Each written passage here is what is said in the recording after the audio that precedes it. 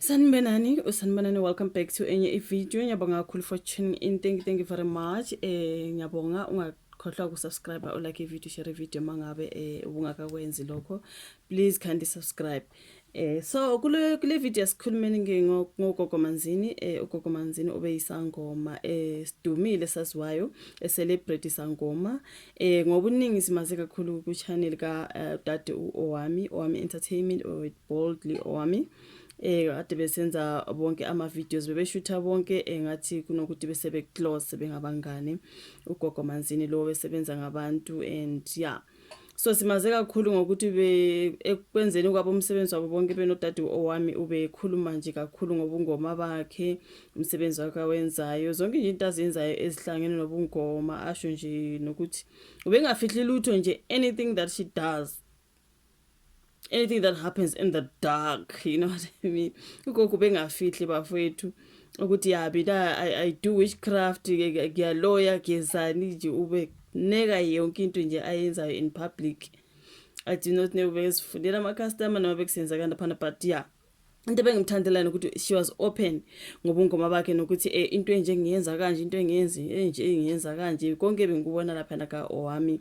Even though ukuya ku channel yakhe, I think ngeke ngafika ka channel yakhe ngoba ngibona bekhuluma ngayo lapha ka Owami, ngafika ngathola ukuthi wenza ama video nje ukuthi into enje ngiyenza kanje, okuyizinto ukuthi mina I'm not that into zonke lezi zinto azenzayo. So na ku channel yakhe nje bekadayisa umsebenzi wakhe. So if you are not someone who's interested in that, awukwazi ukuhlala ku channel yakhe, but ngeke ngayofika kuye anyways. Ngiqala ukwazi uGogo Manzini, bengimthandela nje ubuyena bakhe uGogo Manzini, you know, she was so very lovely.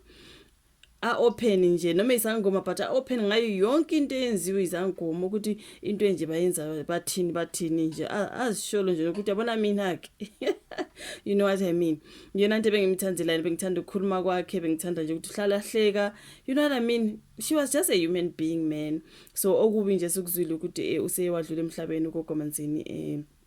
Sibonile uDade Owami ekhala kakhulu nje ngokudlula komngane wakhe emhlabeni, ukhalile Owami ngoba baqala abantu bethi ayingamanga ugogo ucashela abantu abakolodayo, because I think ngiye ngeza ukuthi wabe kuneGogo Manzini investment la abantu kade belahlela khona imali ukuthi baya investor. Angazi bekusenzekani ugogo mhlambe bekazidlela leyo mali, I do not know. Sebephuma manje abantu njengoba seshonile besho ukuthi sifuna imali zethu intoni, ugogo sekadlulile emhlabeni. Ila nami ngiqala ukuza khona investment, like I think I've heard something bekhuluma ngayo lapha no Owami, but angizange ngayilandelela, you know. Kanti kusho ukuthi bekukhona abantu bakhe abahamba investor kule investment scheme yakhe, you know. Asebekhala ke manje ukuthi hayi ugogo usorobhile imali zethu intoni, abantu bayabuza kanti nabeni investana. Anizange nababona yini abantu lapha ka uBushiri uhamba nemali zabantu bafethu eMalawi kuthi abantu baya investor benza ukuthini. Kanti le ndaba yoku investor bafethu abantu abanamabhangi bafaka imali zabo emabhangi, because yabona lama investment schemes amaningi akhona nje hey yabo, but asikho lapho sikhuluma ke ngokudlula emhlabeni kagogo. Sesiyasho nje ukuthi ukhona abaseli bekhala bethi ugogo ushone nemali zabo. Ugogo Manzini siyamazi ukuthi guys, she's a transgender woman. She was anyway a transgender woman. Okay, ube umuntu wesilisa and then she loves to be a woman, into ezikanjalo nje. Ingakho nje uGogo Manzini yakhe nsi abantu abaningi bethi why are you busy calling her she, why are you busy nithi she ngoba indoda leno. But anyways, if someone appears to be a woman, bafowethu thina sinankinga nje. Umuntu made indoda nje efuna ukuba ezishintshile waba ngumfazi, then it's a she, man, sizothini, you know what I mean. But kukhona nje abaloku bethi hayi umjida lo, you know. May so rest in peace kudlulile emhlabeni uGogo Manzini. Abantu bese beqala ukuthi ngamanga uzama ucasha ukuthi ngoba ukolota abantu udla imali zabantu ethi yaba investela, you know.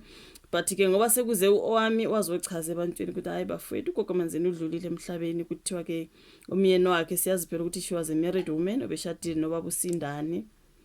Igama lithina kaBaba uSindani because she was Tyra Sindani. I think uSindani was isibongo sasemshadweni wakhe, right? So yeah, man, ngizofaka mhlambe isithombe so that we understand. So yeah, udlule emhlabeni uGogo Manzini bafethu, may so rest in peace. Ukuthi nje kuningi sekushiwo, especially when it comes to her being on Owami's channel. Kuningi abantu bebekusho ngoOwami ukuthi why are you having such people on your channel, because siyazi ukhona uDr Hoti, uOwami wenza ama video no Dr Hoti nabo Gogo Manzini. Abantu bethi hayibo wena man, hlala njalo nje ku-channel yakho lapho busy izangoma abantu abazokhuluma ngemithi, abantu abazo-advertise ubuthakathi, abantu but sesiyasho nje ukuthi I mean for abantu yazi when it comes to i-podcast kuzobani nobani, kuze abanye umuntu nowayesenza ubugebengu wathini kuze omunye awumazi mhlawumbe omunye ngumthakathi uyaloya, we do not know, it's just a guest. Okay, so angeke phela wale ukuthi isangoma sifike naso mangabe something like that. Sekumele manje uma une-podcast ujaje abantu ukuthi loya muntu wenzani, ngizomamukela ku-podcast lwana ngimamukele loya. I do not know how it works, but for me ngiyasho nje ukuthi kungenza umKristu ku-podcast yakho, kuze isangoma, kuze umfundisi, kuze bani kuze udokotela, into ezikanjalo. Umuntu ngumuntu when it comes to me. Angize ngathanda kakhulu ukujaja abantu nokuthi benzani empilweni, what they believe in, ama-religions wabo. Ma une-podcast, ma ungaba that picky, but I think abantu abayisolayo ukuthi usuke waba close kakhulu nogogo Manzini, so bese benalesi yasingane sokuthi they are now friends. Ngaphandle nje kokuthi une-podcast, people were coming, ama-guest ugogo Manzini awenza njenge-guest, uDr Hodi as a guest, nabo abantu abaningi esibabonile ku-podcast yakhe phela seyikhulile, seyina more than 100,000 subscribers, so bekuza abantu abaningi. But when it comes to Gogo Manzini, they go to be lost. Na uze wakhala lapha na washo ukuthi she lost a friend owami. So may he so rest in peace ukuthi usedlulile ke emhlabeni Gogo Manzini. Ize abaningi besele bekhala, bathi bakhala ngemali zabo nokuthi nje bebengamthandi Gogo Manzini ngoba ke hey we advertise ubuthakathi, hayi owami wena vele nalomngane wakho thile, what I mean. There's just a warlord. Ama video amaningi wafake kwenye i-channel yami ngale. So lana ke ngoba kukhulunywa ke ngomsebenzi womncwabo njengoba ezobekwa ke uGogo Manzini, kuthiwa sizogida ke izangoma kuze kusela ke laphana kwesangoma ke esazishintsha ubulili, like I said ukuthi she was a transgender woman. Isikhishwa imininingwane yomncwabo esangoma isidlule emhlabeni ngemuva ke kushintsha ubulili. Siyazi ukuthi bese buye take ugogo wenza iBBL, wenza angazi kuningi nje kulistiwe laphana report what wenze amakhala, wenza she did, bathi yini lokho kwenze ukhanya imbawo, facelifting, wathi BBL, wenza amabele, wabuya wenza nani futhi amaningi ama-surgeries awenzile laphana eTurkey, of which mina okuningi ukuthi ugogo ubungoma obuthakathi emathuneni, mina nje ngicabanga ukuthi ele-Turkey eliye laba nomthelela kakhulu. Ugogo wenza ama-surgeries amaningi bafowethu like at once. Hayi guys, wenza amakhala, wenza amabele, wenza iBBL, wenze ubuso. Like for me it was just lapho nje imbali yokufiwa izinto ugogo azenzile laphana. Uze wathi maybe take wabuye wakhuluma laphana ku-podcast ka owami ukuthi it costed her like I think more than is it 300k or 600k, imali eningi. Kukhona sebethi imali zabantu kade bezi-investa ugogo wayetake wayekwenza ngazo ini na ini. Ugogo akukudala ebuyetake bafowethu nangu sekuthiwa sedlule emhlabeni. Abantu bathi lezi zinto zokwenza ama-surgery abantu abaningi zinokuthi zibedlule bafowethu bavele badlule emhlabeni. So for me ngicabanga ukuthi kube nomthelela, kungangabi yisona sizathu kodwa ngicabanga kube nomthelela. I think she did a lot at once. This is just me. Ngoba abantu bese hayi ubulawe imikhobo yakhe, ubulawe I don't think so bafowethu. Baningi abantu bathakade banemikhobo futhi sisonta nabo, singena emasontweni singena nabathakade laphana, azange sibone bebulawa imikhobo, you know what I mean. Esengiyakusho nje ukuthi I don't believe kwabathi ubulewe izinto kade ezenze zobungoma nani. I think Turkey had something to do with it, ngombono wami njalo, angisho ukuthi iqiniso, but hayi so many surgeries at the same time. BBL, mabele, qolo, nyawo, zwane, mehlo, makhala, limi. Yeah, bafowethu.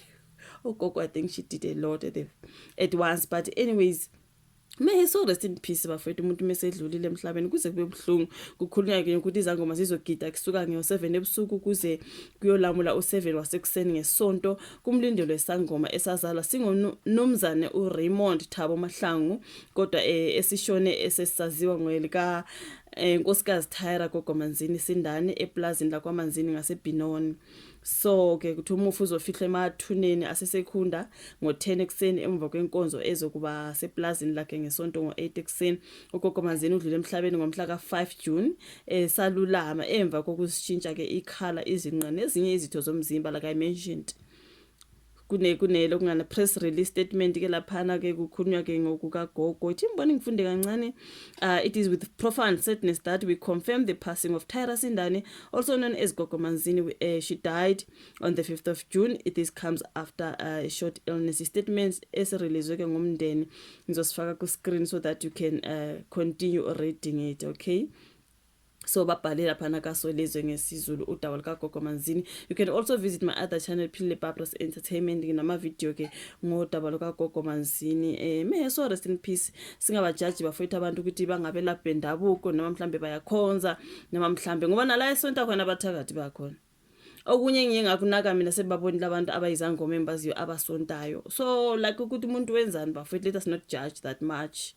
Mina nje ngicabanga ngitheke ekhanda lami nje kugcwele itheke lokho ngithi ayi ugogo ngathi wenze a lot at the same time. Asazi angisho ukuthi yikho, but I think kube nomthelela kodwa it was just a whole lot of ama-surgeries wonke lawo bafowethu ngesikhathi esodwa udonswa ikhanda ngapha udonswa amakhala udonswe ubuso uyodonswa izinqe ngapha like ubenze okuningi ugogo, but angazi ukuthi ngabe yikho na, but why yonke lento iyenzeka ngoba sebuye eTurkey.